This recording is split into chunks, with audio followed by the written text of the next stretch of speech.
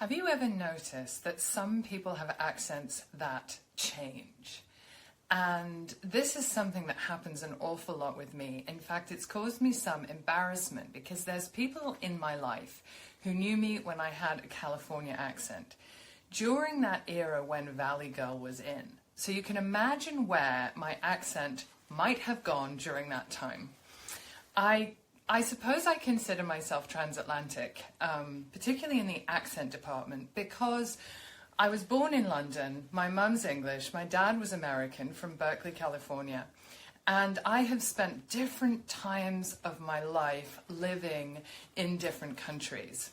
And I've probably had about 3 different English accents, depending on being in drama school and living in London, and then also when I was a child we lived in Wiltshire, so that was a different accent there altogether.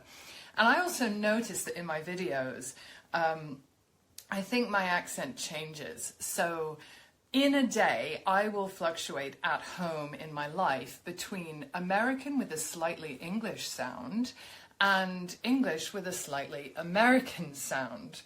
Most amusingly for me, this has come up with my partner when we were involved in, shall we just say, a heated discussion. And in those heated discussions, I can do the extremes of both. So I can go from, I really need you to hear me right now.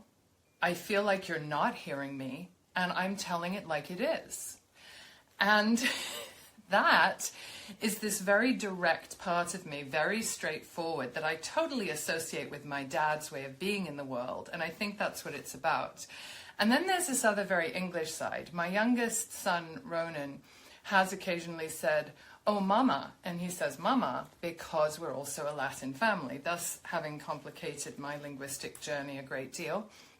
But he'll say, "Mama, get cross so I can hear your British accent," because he doesn't generally hear, my voice is my voice to him. He doesn't hear the accent unless it's really strong. And so that will go something like this. "Ronan, I cannot believe that we have been sitting here for half an hour while you cleared the bloody dishwasher in order to do something that you actually want to do, that we can all do together."